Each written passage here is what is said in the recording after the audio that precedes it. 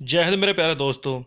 मैं आज बात करूंगा हमारे कॉन्स्टिट्यूशन शेड्यूल के बारे में। देखिए, हमारे कॉन्स्टिट्यूशन है शेड्यूल 12। ठीक है। इनको ये याद रखने के लिए एक ट्रिक है जिसका नाम है टीयर्स ऑफ ओल्ड पीएम। देखिए, आप इसको सबको गिन के देख लीजिए, ये पूरे 12 हैं। तो स्टार्ट करते हैं टी। देखिए, टी से होता है टेरिटरी, यानी कि भारत की सीमाएं।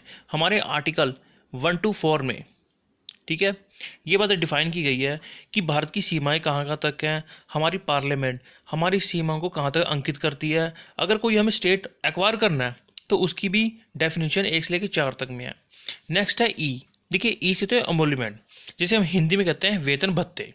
देखिए, हम राष्ट्रपति, प्रधानमंत्री, चीफ जस्टिस ऑफ इंडिया और अन्य मंत्रियों की सैलरी, वेतन, पेंशन, उनको क्या क्या सुविधाएं प्रदान की जाती हैं, वो हमारे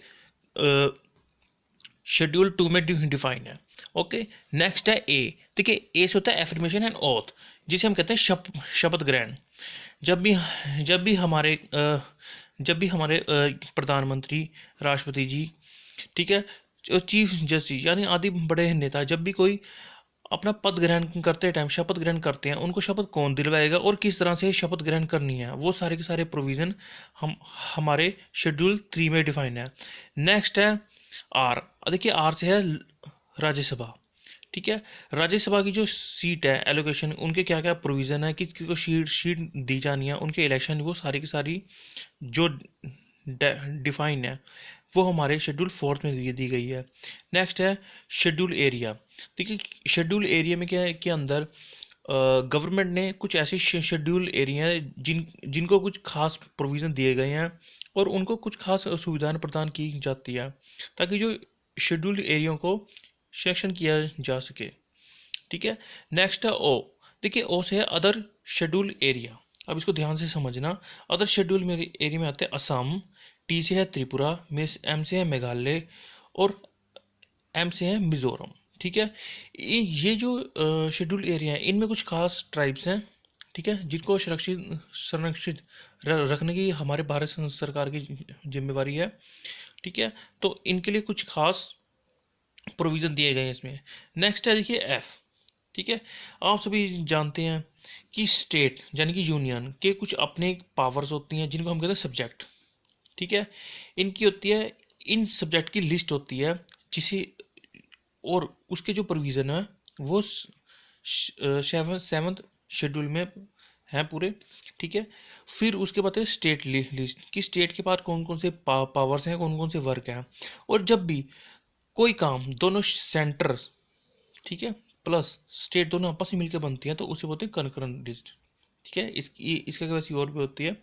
ठीक है। नेक्स्ट है ऑफिशियल लैंग्वेज। देखिए, हमारे जो संविधान में ऑफिशियल लैंग्वेज है वो इसमें 22 हैं। ठीक है। उनके बारे में प्रोविज़न दिए गए हैं। ठीक है। नेक्स्ट है एल। एल से है लैंड रिफॉर्म। देखिए, जब हमारा देश आज़ाद हुआ तो हम, ठीक है, तो हमने सबसे पहले लैंड रिफॉर्म कराए। बहुत सारे ये अमेंडमेंट हुए हैं। आप सभी जानते हैं कि जमींदारी प्रथा थी, रेतवाड़ी थी। ठीक है। इन सभी को और अंग्रेजों द्वारा जो भी चलाई गई ये प्रथा थी, उन सबको ख़त्म किया गया। ठीक है। नेक्स्ट है 10th है डी। डी से है डिफेक्शन। देखिए, एंटी डिफेक्शन लोग, मतलब कोई भी पर्सन अगर कोई चुनाव जीत जाता है और अपनी पार्टी को छोड़ के चला जाता है, ठीक है, तो उसको डिस्क्वालीफाई करने का जो प्रोविज़न है वो हमारे 10th शेड्यूल में दिए गए हैं। नेक्स्ट है पी। ठीक है। पी से है पंचायत। कि पंचायत की कौन कौन से सब्जेक्ट हैं। ठीक है। वैसे ये हमारा 73 हमारा कॉन्स्टिट्यूशन अमेंडमेंट है पंचायत। ठीक है। इसकी कौन कौन सी पावरें हैं, कौन कौन से कार्य हैं और इसकी डिफाइन क्या करता है ये सारे ये जो प्रोविज़न है 11th शेड्यूल में। नेक्स्ट है एम। एम से है म्यूनसिपालिटीज़।